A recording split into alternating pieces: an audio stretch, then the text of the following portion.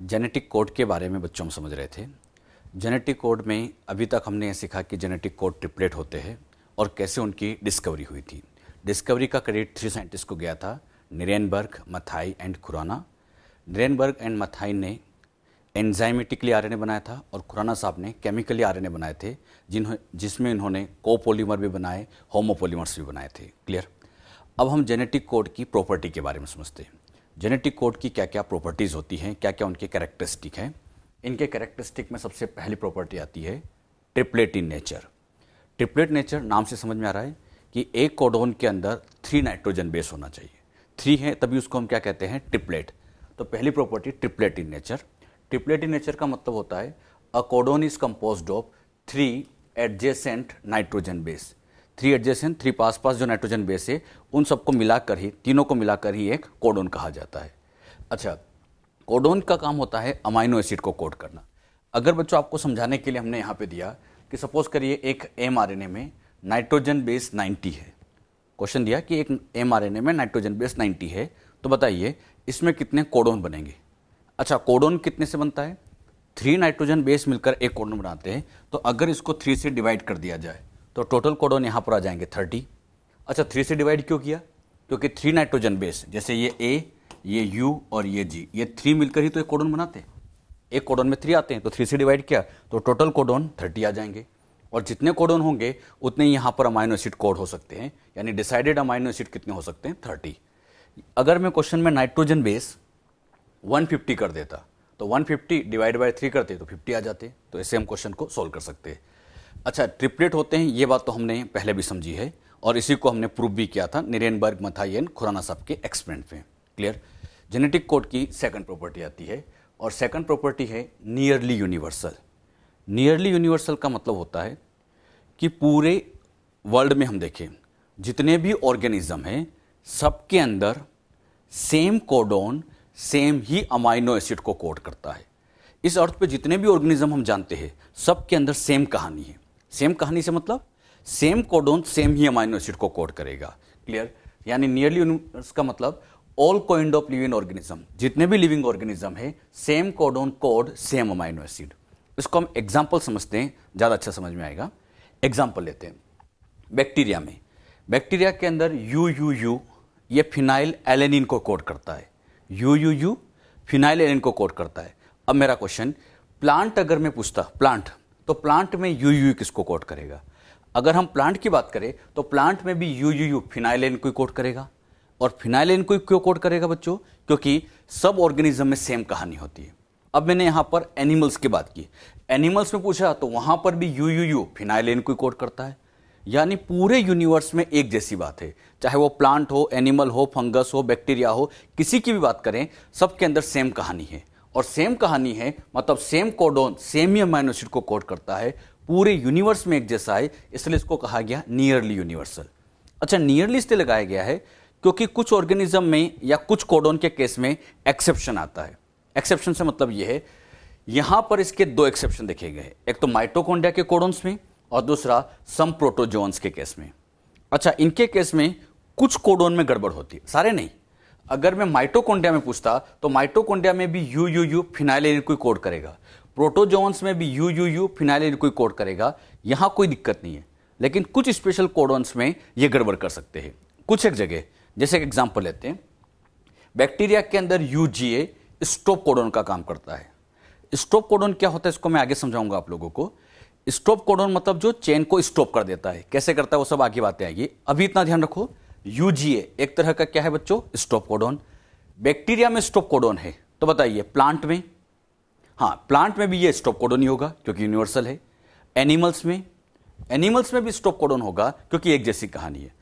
अब मैंने आपसे पूछा माइटोकॉन्ड्रिया में, माइटोकॉन्ड्रिया में आप देखेंगे तो UGA को होना तो स्टॉप ही चाहिए था क्योंकि यूनिवर्सल है, लेकिन ये यहां पर एक्सेप्शनली ट्रिप्टोफैन को कोड करता है, गड़बड़ करता है। तो यही इसलिए इसको एक्सेप्शन माना गया है। और इसी कोडोन में गड़बड़ होती है UGA वाले में, ऐसा नहीं कि सब जगह गड़बड़ है, सब जगह सेम है, बस कुछ कोडोन में गड़बड़ होती है। इसी तरह से सम प्रोटोजोन्स में देखा जाए तो यहां पर भी UGA ट्रिप्टोफैन को कोड करता है। अच्छा, नॉर्मली UGA का काम स्टॉप कोडॉन है, लेकिन इन दोनों केस में यहां पर इसने गड़बड़ कर रखी है, प्रोटोजोन्स के केस में और सम माइटोकॉन्ड्रिया के केस में और सम प्रोटोजोन के केस में ये मिस्टेक होती है। ये बात आप ध्यान रखना। एनसीईआरटी आप जब पढ़ोगे तो वहां पर आपको मिलेगा कि नियरली यूनिवर्सल है और उसके एक्सेप्शन ये दोनों दिए गए हैं, तो आप ये बात ध्यान रखना।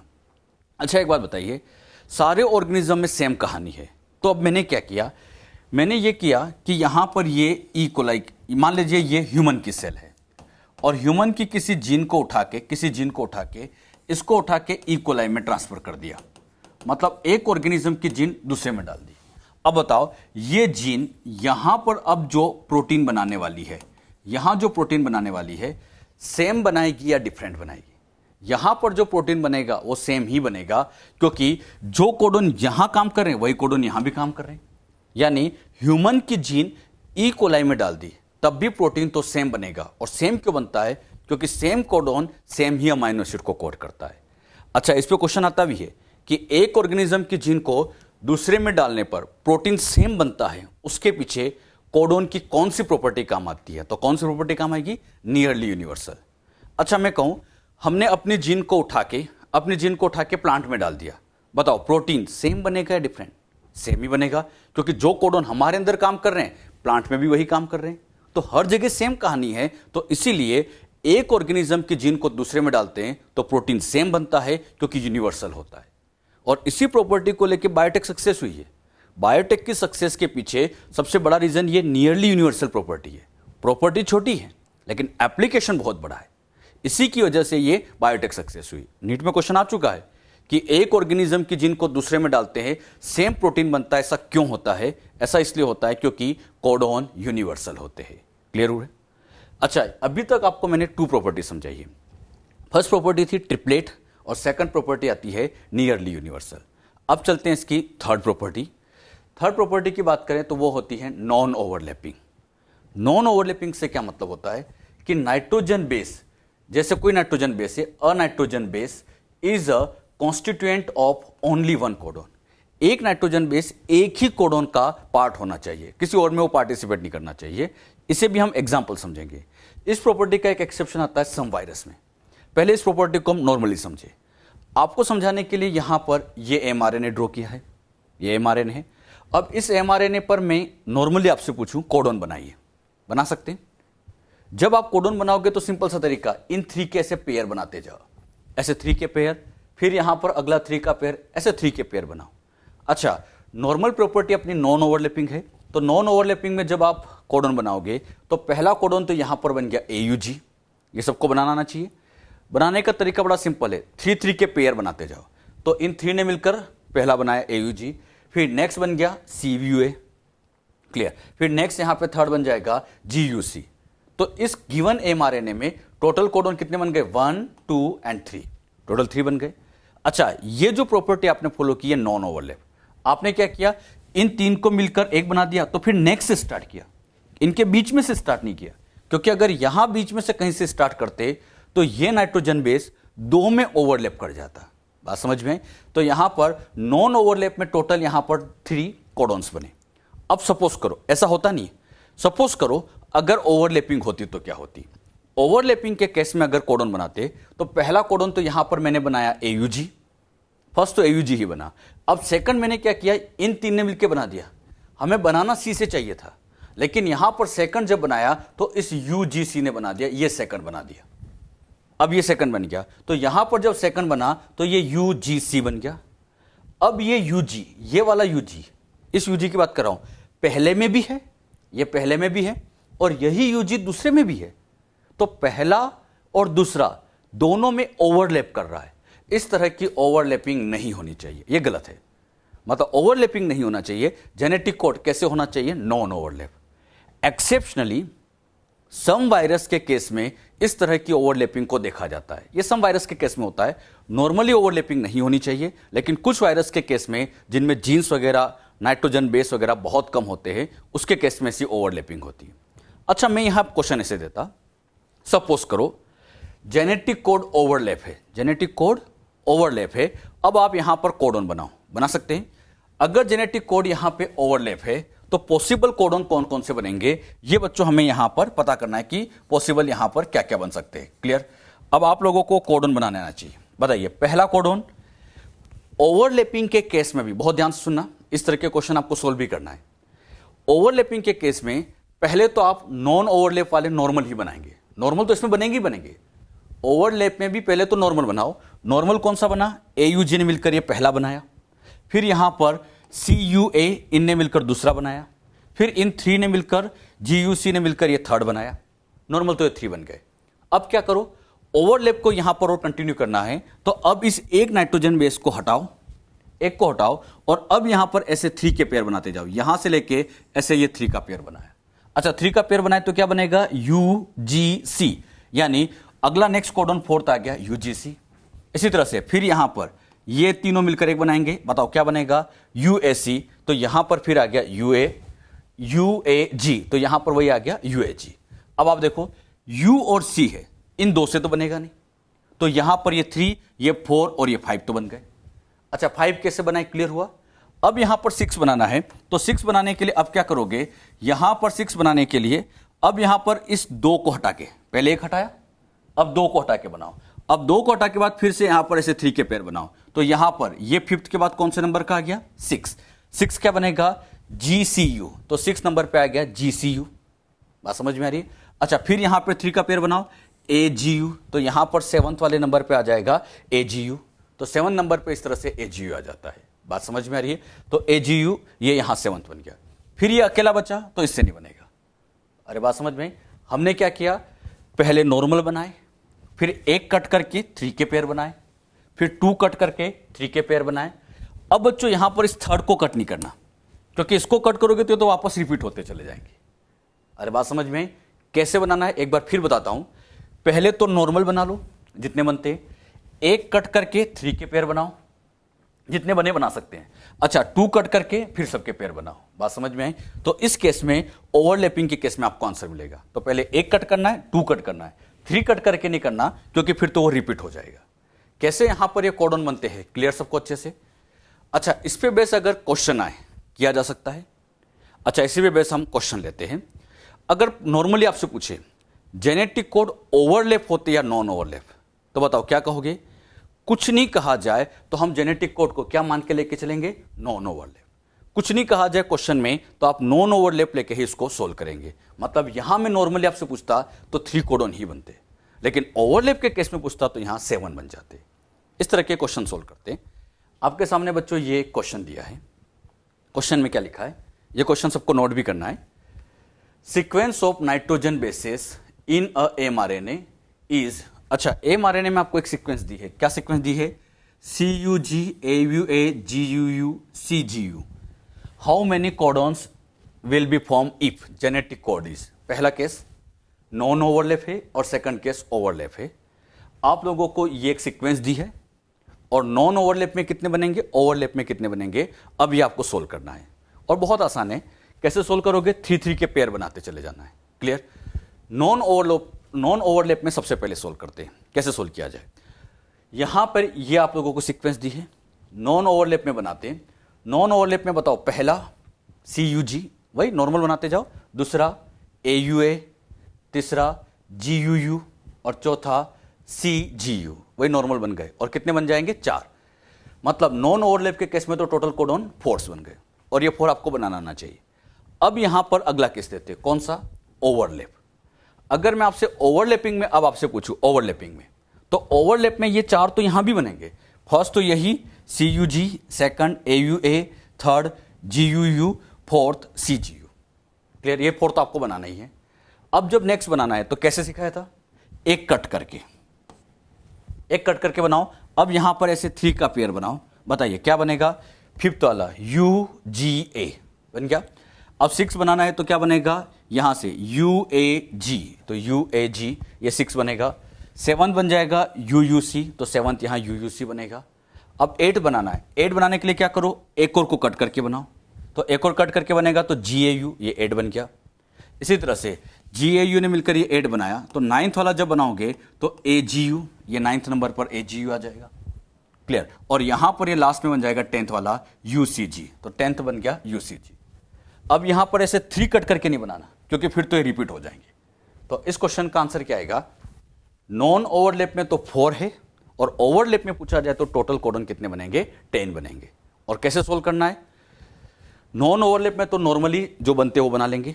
ओवरलैप में पहले तो नॉर्मल वाले बनाना है, फिर 1 कट करके बनाना है, फिर 2 कट करके बनाना है, और इस तरह से आप आंसर दे सकते हैं। तो यहां पर कैसे कोडन बनते हैं, क्लियर हुआ सबको बच्चों? इस तरह के क्वेश्चन आते हैं। अच्छा, इस क्वेश्चन में मैं यहां लिख देता, ये सीक्वेंस से, इस सीक्वेंस से how many codons will be form. Question में मैं ओवरलैप नॉन ओवरलैप नहीं देता, मैं कहता how many codons will be form, then answer. हाँ, आंसर गोज टू 4, क्योंकि बच्चों कुछ नहीं कहा जाए तो आप नॉन ओवरलैप लेके चलेंगे, और नॉन ओवरलैप में कितना आंसर आ रहा है? 4, तो आपको इसको नॉर्मली 4 ही कोडॉन बनाना है। हाँ, क्वेश्चन में ये मेंशन हो कि ओवरलैपिंग के केस में बनाइए, तब तो फिर आपको पूरा सोल्व करके बनाना है। बात समझ में आई? तो इस तरह के क्वेश्चन आना चाहिए। नॉर्मली नॉन ओवरलैप होते हैं, ओवरलैप तो बहुत कम केस, कुछ वायरस के केस में देखा जाता है। अभी तक आपको जेनेटिक कोड की 3 प्रॉपर्टी समझा चुके हैं। फर्स्ट बोलो क्या थी? Triplet. Second universal. Third non overlap. अब चलते हैं फोर्थ प्रॉपर्टी। फोर्थ प्रॉपर्टी आती है कोमालेस।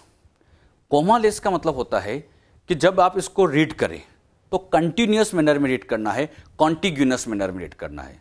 मतलब बीच में कोई नाइट्रोजन बेस छूटना नहीं चाहिए, बीच में किसी भी तरह का पंक्चुएशन नहीं आना चाहिए, कोई कोमा नहीं आना चाहिए। No punctuation, no comma, continuous उसको रीड करना है, और कंटिन्यूअस फ्रेम में रीड करना, यही कहलाता है कोमालेस।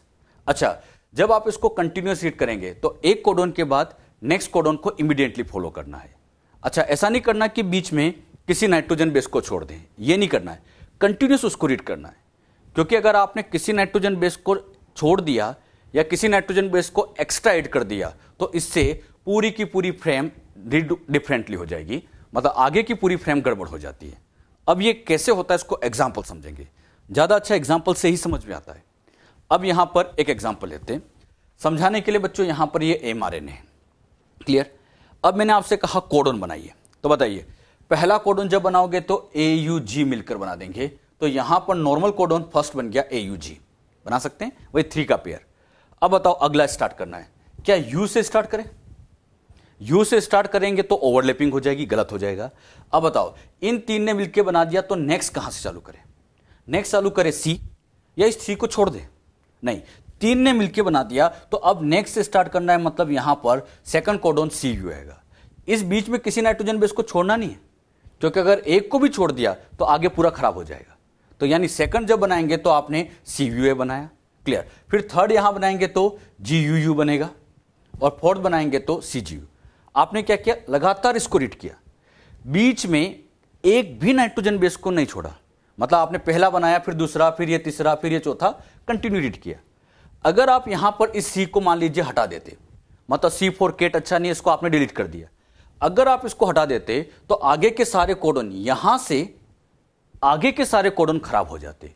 जैसे मैं एक एग्जांपल लेके समझाता हूं। यहां पर हमने क्या किया, इस C का डिलीशन कर दिया, मतलब इस C को मान लीजिए हमने डिलीट कर दिया, इसको डिलीट कर दिया, और अब आपसे कहा कि कोडन बनाइए, बना सकते हैं। पहला कोडन बनाओ बच्चों, पहला तो वही नॉर्मल AUG ही रहेगा, पहला तो वही AUG। अब ये C यहां पर डिलीट हो चुका है, तो जब यहां पर अगला बनाओगे तो अगला अब यहां U से स्टार्ट होगा, क्योंकि ये तो डिलीट कर दिया। तो यहां पर अगला क्या बनेगा? UAG। तो सेकंड यहां बन जाएगा UAG, और थर्ड यहां पर इन 3 से मिलकर फिर बनाएंगे तो ये थर्ड बनेगा UUC, ये बन गया। फिर इसी तरह से अगर ये चेन लंबी सी होती तो आगे हम बनाते जाते। अब ध्यान दो, पहले नॉर्मल कोडोन AUG था, अभी भी नॉर्मल कोडोन पहला वाला तो AUG है, क्योंकि पहला तो वही रहा। लेकिन पहले दूसरा CUA था, अब यहां दूसरा UAG आ गया। सेम है या चेंज है? चेंज हो गया, क्योंकि एक डिलीट हुआ। अच्छा, थर्ड वाला ये था, ये चेंज हो गया। अच्छा, फोर्थ वाला जो होगा वो चेंज होगा, फिफ्थ यहां होगा वो चेंज होगा। मतलब जहां ये डिलीट हुआ था, इससे आगे के सारे चेंज हो जाएंगे, मतलब आगे के सब कुछ चेंज होते जाएंगे, यानी आगे की पूरी फ्रेम गड़बड़ हो जाएगी। किसी भी नाइट्रोजन बेस को यहां पर डिलीट नहीं करना है, क्योंकि एक भी डिलीट हुआ, एक भी लेफ्ट हुआ, गलती से भी भूल गए, तो आगे की पूरी फ्रेम गड़बड़ हो जाएगी, जो कि एक बहुत बड़ी मिस्टेक होगी। ये बहुत बड़ी मिस्टेक होगी, ब्लंडर मिस्टेक हो जाती है। बात समझ में? तो आपको यहां पर कंटिन्यूअस रीड करना है, बीच में किसी को छोड़ना नहीं है, बीच में कोई पंक्चुएशन नहीं लाना है, कोई कोमा नहीं लाना है। क्लियर? अच्छा, मान लीजिए हमने थोड़ा और समझते हैं, इसका डिलीशन नहीं किया, इसको सी को तो यहां पर एस सच रहने दिया, यहां पर ये जो सी था इसको तो एस सच रहने दिया, और इस सी से पहले यहां पे इस बार कर दिया एडिशन ऑफ ए, इस बार ए को ऐड कर देते, मतलब इस सी से पहले यहां पर ए को ऐड कर देते, यहां पर बाकी सब नॉर्मल रखा, यहां ए का एडिशन किया, और अब आपसे कोडन बनाने के लिए कहा जाए, बताओ फर्स्ट कोडन तो क्या बनेगा, ए यू जी वही बनेगा। अब यहां पर ये मान के चलो कि ए आ चुका है, यहां ए आ चुका है, तो second codon A C U, तो सेकंड बनेगा ए सी यू, क्योंकि यहां पर ए का एडिशन हो गया है। अच्छा, थर्ड कोडन यहां पे बन जाएगा ए जी यू, तो third codon A G U, fourth यहां बनेगा यू सी जी बनेगा।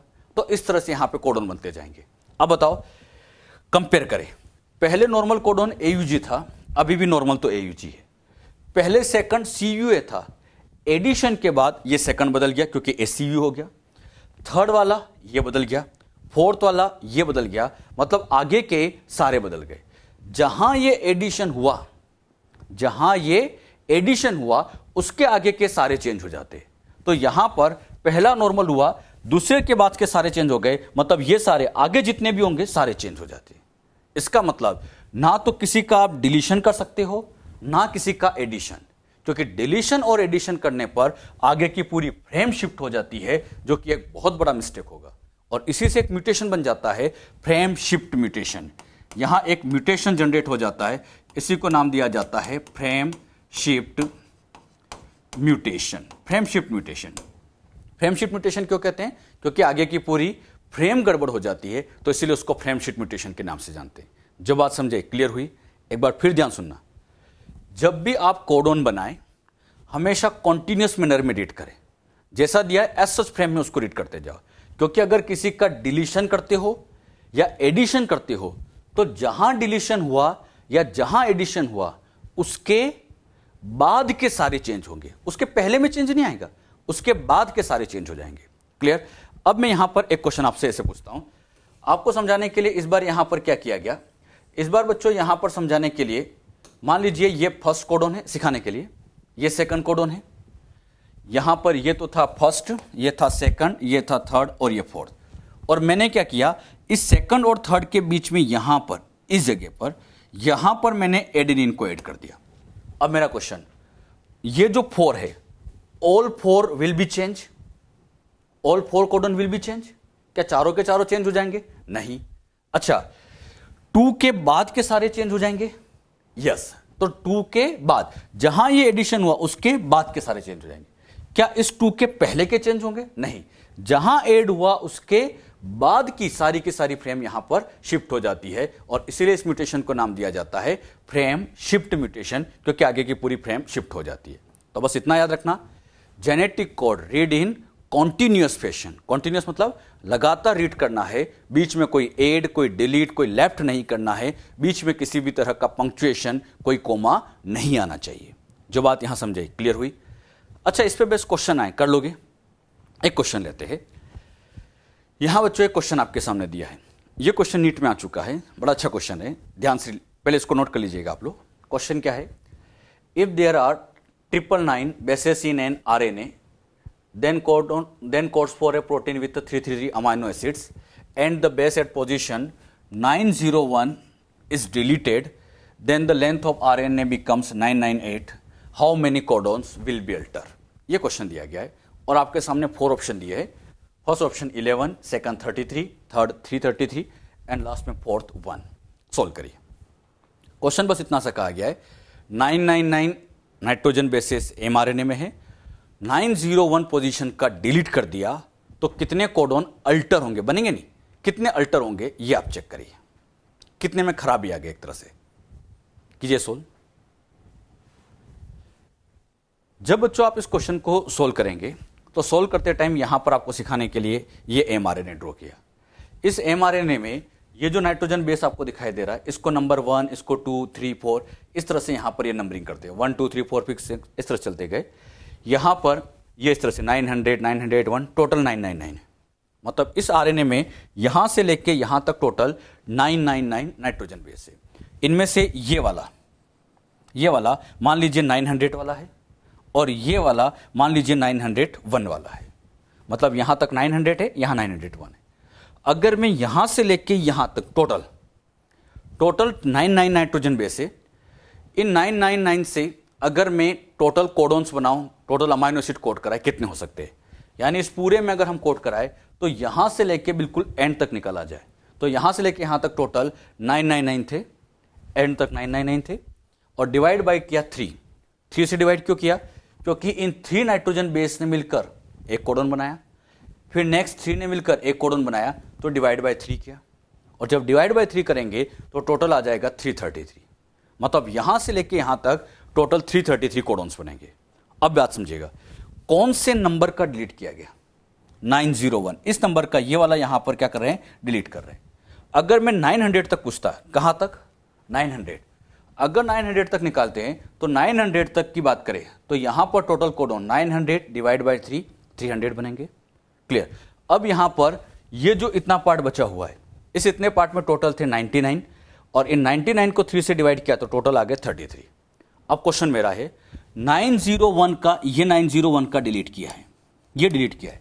अब क्वेश्चन ये है कि इसके पहले के अल्टर होंगे या बाद के? जहां डिलीट होता है, क्या सीखा हमने?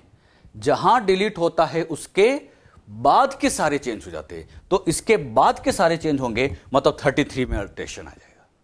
अरे बात समझे? मतलब 33 में गड़बड़ हो जाएगी तो हम आंसर देंगे कि यहां पर इसका आंसर आ जाएगा सेकंड, 33 विल बी चेंज। बात समझ में आई? तो इस तरह से इस क्वेश्चन को सोल्व करना है। तरीका बहुत सिंपल है, जहां डिलीट होता है, जहां ऐड होता है, उसके बाद के चेंज आ जाएंगे। बच्चों के दिमाग में आता है कि सर लास्ट वाले में तो 2 ही बचेंगे, तो ये तो 32 होना चाहिए। यहां क्वेश्चन फॉर्म नहीं का है, कितने में गड़बड़ होगी, तो इसके बाद के जो 33 थे वो सारे के सारे विल बी अल्टर हो जाएंगे, मतलब आगे के सारे चेंज हो जाएंगे, तो आंसर यहां पर 33 आ जाएगा। अगर मैं यहां ऑप्शन 32 लिख देता और 33 भी लिख देता तब भी आंसर 33 ही जाता, क्योंकि क्वेश्चन में अल्टर पूछा है, कितने अल्टर होंगे, तो आगे के सारे अल्टर हो जाएंगे। लास्ट वाले में 2 बचा, वो भी तो एक अल्ट्रेशन हो गया, वो भी तो एक गड़बड़ हो गई। अरे बात समझ में? तो 33 में गड़बड़ आ जाती है। इस तरह के क्वेश्चन कर सकते हैं। यह क्वेश्चन नीट में आ चुका है, तो आप लोग बहुत ध्यान से इस तरह के क्वेश्चन को सोल्व करें। क्लियर? अभी तक आपको जेनेटिक कोड की टोटल 4 प्रॉपर्टी में समझा चुका हूं। पहली triplet, second nearly universal, third non overlapping, and fourth is commaless. Clear बच्चों? कैरेक्टरिस्टिक ऑफ जेनेटिक कोड बच्चों हम समझ रहे थे। अभी तक आपको इसमें 4 प्रॉपर्टी समझा दी गई थी। इसी में ही अब हम यहां पर इसकी नेक्स्ट प्रॉपर्टी लेते हैं, और वो नेक्स्ट प्रॉपर्टी आती है नॉन एम्बिग्यूअस। नॉन एम्बिग्यूअस का मतलब होता है one codon code only one amino acid. एक कोडोन एक ही अमाइनो एसिड के लिए बना है। एक कोडोन का काम है पर्टिकुलर को कोड करना। अब उस पर्टिकुलर के अलावा बाकी 19 से इसको कोई मतलब नहीं। टोटल अमाइनो एसिड हम जानते हैं 20 है, तो ये किसी एक के लिए बना है। एक कोडोन एक अमीनो एसिड के लिए बना है, ये पर्टिकुलर के लिए बना होता है। जैसे इसको ऐसे समझिएगा, यूयूयू कोड, यूयू कोडोन जो है ये कोड करता है only phenylalanine. UU code only phenylalanine, ये यूयूयू केवल इसके लिए बना है। अब मैं आपसे कहूं यूयूयू, क्या ये मिथ्योनिन को कोड कर सकता है? तो ये बच्चों यहां पर कभी भी मिथ्योनिन को कोड नहीं कर सकता। मतलब यूयूयू फिनाइलएलेनिन के लिए बना तो उसी को कोड करेगा। अच्छा, आपसे कहा जाए क्या ये वैलिन को कोड कर सकता है? तो नहीं कर सकता। मतलब बाकी 19 से इसको कोई मतलब नहीं है, ये पर्टिकुलर के लिए बना है। तो particular codon particular amino acid को कोड करता है, इसी को कहा जाता है नॉन एम्बिग्यूअस। एम्बिग्यूअस का मतलब होता है डाउट, एम्बिग्यूटी मतलब डाउटफुल, नॉन एम्बिग्यूटी मतलब बिना डाउट के। बिना डाउट के एक कोडोन एक के लिए ही बना। अच्छा, आपसे कहा जाए यूयूयू किसको कोड करता है? तो हमेशा ध्यान रखना यूयूयू फिनाइलएलेनिन को कोड करता है। कभी आपसे पूछे यूयूयू क्या ये कभी कभी मिथ्योनिन को कोड कर सकता है? कभी नहीं, ये हमेशा फिनाइलएलेनिन मतलब फिनाइलएलेनिन से मतलब रखेगा। इसी तरह से जीजीजी, ये जीजीजी कोड करता है ग्लाइसिन को। जीजीजी का काम है ग्लाइसिन को कोड करना, तो ये हमेशा ग्लाइसिन को कोड करेगा।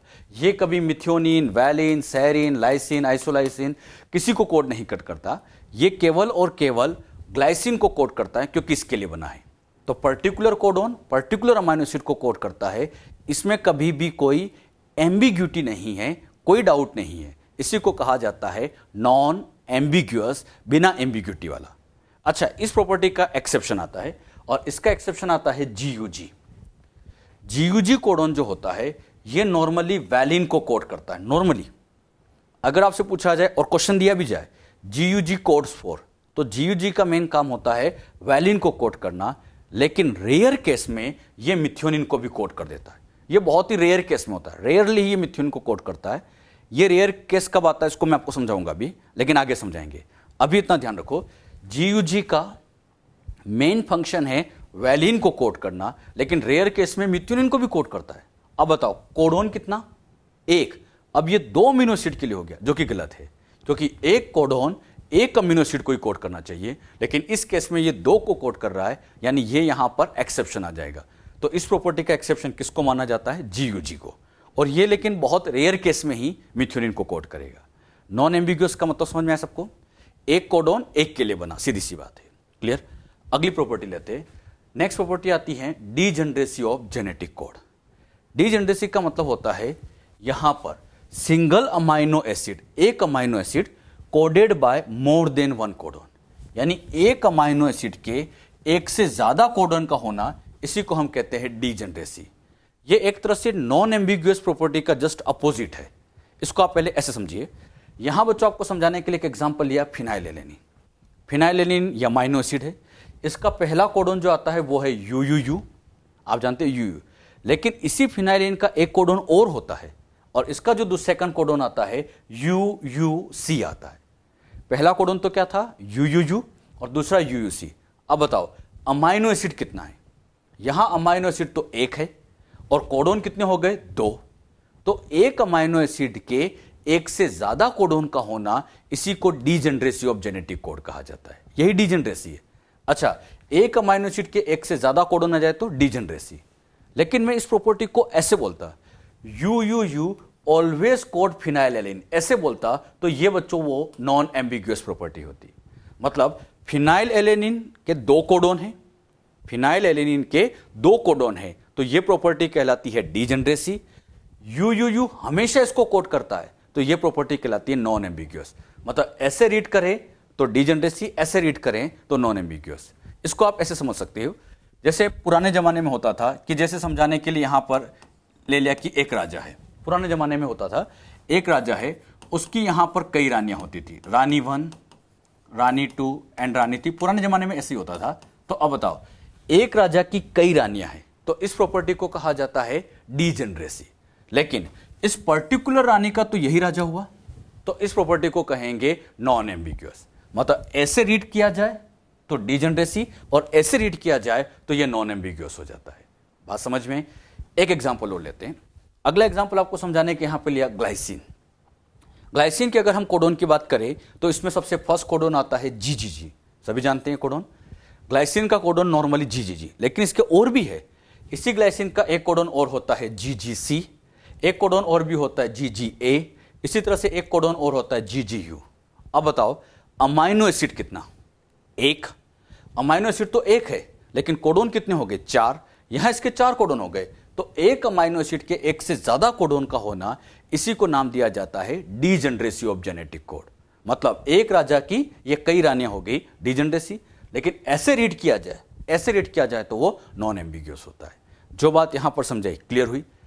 अब बच्चों के दिमाग में क्वेश्चन आता है, मैं आपसे पूछता हूं ये क्वेश्चन ये बनता है कि यहां एक अमाइनो एसिड के ज्यादा कोडोन क्यों बन रहे हैं? रीजन बताओ इसका कि अमाइनो एसिड के ज्यादा कोडोन क्यों हो रहे हैं। इसका सिंपल सा आंसर हम दें कि अगर हम टोटल अमाइनो एसिड निकालें तो टोटल अमाइनो एसिड आप जानते हैं 20 है, बिल्कुल सही है, 20 अमाइनो एसिड। और अगर हम इसे कोडोन बनाते जाए तो टोटल कोडोन 64 है, यानी कोडोन 64 है। तो आप खुद सोचो, अमाइनो एसिड की नंबर कम है, कोडोन की नंबर ज्यादा है, और जब कोडोन की नंबर ज्यादा है तो डीजेनरेसी तो आना ही आना है। डीजेनरेसी क्यों आती है? रीजन समझ में आया बेटे? क्योंकि यहां पर कोडोन्स की नंबर ज्यादा है, अमाइनो एसिड की नंबर कम होती है, कम अमाइनो एसिड है, तब तो यह डीजेनरेसी तो मिलना ही है, क्योंकि एक अमाइनो एसिड के एक से ज्यादा कोडोन बनेंगे ही बनेंगे। क्लियर? अच्छा, जैसे अमाइनो एसिड के, इस अमाइनो एसिड के 2 कोडोन हैं, इसके यहां 4 कोडोन है, तो कुछ अमाइनो एसिड ऐसे होते हैं जिनके 6 कोडोन होते हैं, बिल्कुल होते हैं। कुछ अमाइनो एसिड ऐसे भी होते हैं जिनके बच्चों यहां पर ऐसे ये 6 कोडोन होते हैं। और ये 6 कोडोन कौन कौन से होते हैं, उनके एग्जाम्पल की बात करें तो इनके एग्जाम्पल में सबसे पहला आता है ल्यूसीन। ल्यूसीन के यहाँ कितने कोडन हो गए? 6। इसी तरह से सेकंड नंबर पर सेरीन, इसके भी 6 कोडन होते हैं। इसी तरह से अर्जिनिन, इसके भी 6 कोडन होते हैं। मतलब ये 3 अमाइनो एसिड ऐसे हैं जिनमें बहुत ज्यादा कोडन है, और कोडन की नंबर ज्यादा है, मतलब ये हाईली डीजनरेट है। इनमें डीजनरेसी सबसे ज्यादा देखी जाती है क्योंकि इनके कोडन की नंबर ही ज्यादा है। अच्छा, एक बात तो आप ध्यान से देख पा रहे होंगे कि अगर अमाइनो एसिड के एक से ज्यादा कोडन है तो इन कोडन में स्टार्टिंग के जो 2 लेटर होते हैं, स्टार्टिंग के 2 लेटर ये सेम रहते हैं, लगभग सेम ही है। ये थर्ड लेटर वेरिएबल होता है।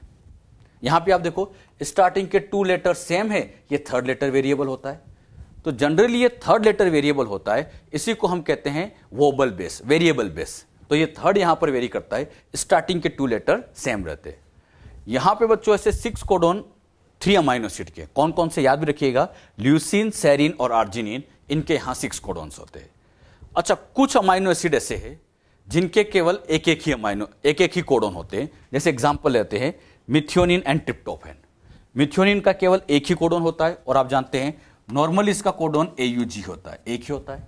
इसी तरह से ट्रिप्टोफैन, इसका भी यहां पर केवल एक ही कोडॉन मिलता है, और यहां जो इसका कोडॉन मिलेगा UGG कोडॉन होता है। तो याद रखिएगा, मिथियोनिन का एक कोडॉन है, ट्रिप्टोफैन का भी नॉर्मली एक ही कोडॉन होता है। तो इनके एक एक कोडॉन है, और एक एक कोडॉन है, मतलब इन दोनों पर डीजनरेसी अप्लाई नहीं होती। इन पर डीजनरेसी अप्लाई नहीं होती, इन पर डीजनरेसी अप्लाई नहीं करेंगे। जो बात यहां समझे, क्लियर हुई सबको अच्छे से? एक बार फिर समझना, डीजनरेसी का पहले मीनिंग बताओ। डीजनरेसी का मतलब एक अमाइनो एसिड के एक से ज्यादा कोडॉन का मिलना, यह डीजनरेसी कहलाता है। और डीजनरेसी क्यों आती है? क्योंकि अमाइनो एसिड कम है, कोडॉन्स की नंबर ज्यादा है। कौन हाईली डीजनरेट है? तो 3, ल्यूसीन, सेरीन, अर्जिनिन, क्योंकि इनके 6 कोडॉन है। कौन डीजनरेसी शो नहीं करते? तो मिथियोनिन और ट्रिप्टोफैन, क्योंकि इनके एक एक ही कोडॉन है। डीजनरेसी तो तब होती है जब मोर देन 1 हो, लेकिन इनके एक एक ही कोडॉन है, मतलब यहां डीजनरेसी शो नहीं होती। तो ये दो जो प्रॉपर्टी हमने सीखी अभी, इन दोनों में कंफ्यूजन नहीं होना चाहिए।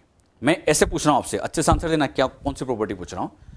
क्वेश्चन आ जाए, 1 codon code 1 specific amino acid.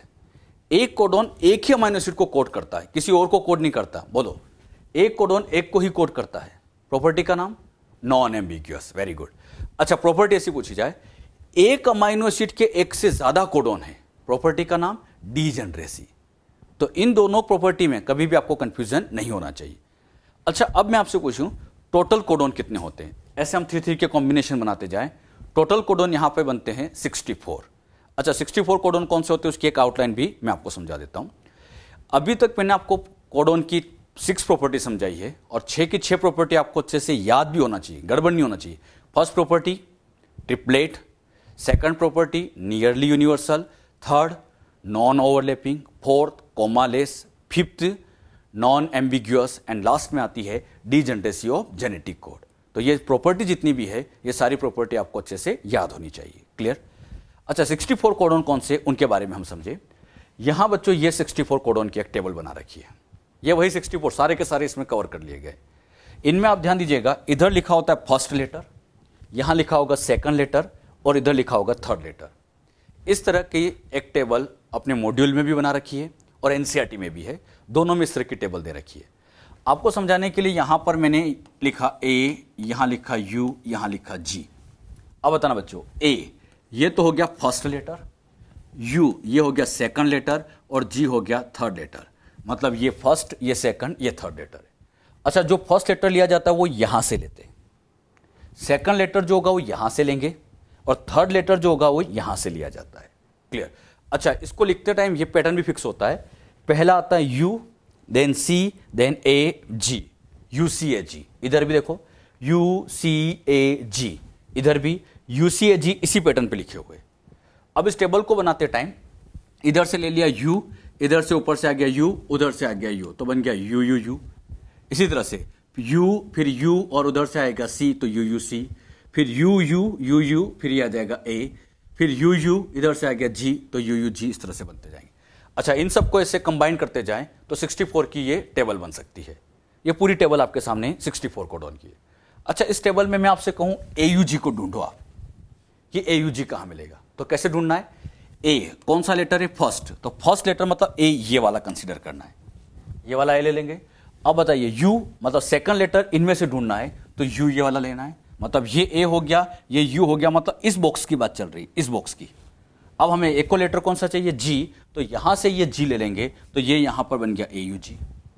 अब मैं आपसे ऐसे पूछूं, मुझे बताइए बच्चों सी सी यू को ढूंढना है, सी सी यू, आप ही ढूंढिए कहां मिलेगा सी सी यू। सी, फिर यहां से सी, ये सी, सेकंड सी यहां से, और उधर से यू आ गया, मतलब सी सी यू यहां मिल जाएगा, जो कि प्रोलिन को कोड कर रहा है। क्लियर सबको अच्छे से? अच्छा, यहां आप देखोगे U U U U U C phenyl को कोड कर रहा है, और हम जानते भी है फिनाइल एलेनिन के 2 कोडोन्स होते हैं। कौन कौन से? यू यू यू भी होता है और यू यू सी भी होता है। इसी तरह से ल्यूसिन, ल्यूसिन के यहां पर U U U U U A U U G, ऐसे ल्यूसिन के 2 और ये 4 और टोटल हो गए 6। याद करो ल्यूसिन के टोटल कोडोन कितने थे? 6, तो ये 6 यहां दिख रहे हैं। 2 ये प्लस 4 ये, 2 प्लस 4 कितने हो जाएंगे? 6 हो जाएंगे।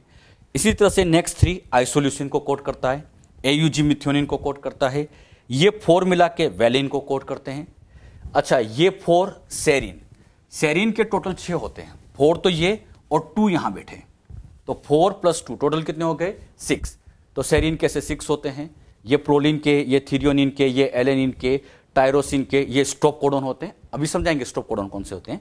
ये histidine, glutamine, asparagine, lysine, aspartic acid, glutamic acid, cysteine, arginine, ये सेरिन वाला वही। फिर आर्जिनिन, आर्जिनिन के भी 6 होते हैं, 4 तो ये और 2 ये यहां बैठे। अरे 1 2 3 4 5 6, तो टोटल आर्जिनिन के भी 6 हो गए, और ये ग्लाइसिन के टोटल 4 होते हैं। अब इसमें आप दिख रहे होंगे 3 अमाइनो एसिड ऐसे हैं जिनके 6 कोडोन है। एक तो ये ल्यूसिन है, एक ये सेरिन है, और ये आर्जिनिन है, जिनके टोटल कितने कोडोन्स होते हैं? 6। इस टेबल में आप लोगों से मैं कुछ क्वेश्चन पूछता हूं, इस टेबल को बहुत ध्यान से देखो, और आपको इस क्वेश्चन का आंसर देना है कि कोडोन और number of amino acid, 1 codon कितने अमीनो एसिड के? तो 1 कोडोन, पूरी टेबल को आप चेक करोगे तो 1 कोडोन 2 अमाइनो एसिड के। वो 2 अमाइनो एसिड कौन कौन से होते हैं? एक तो मिथ्योनिन होता है, और एक जानते हैं हम ट्रिप्टोफैन होता है।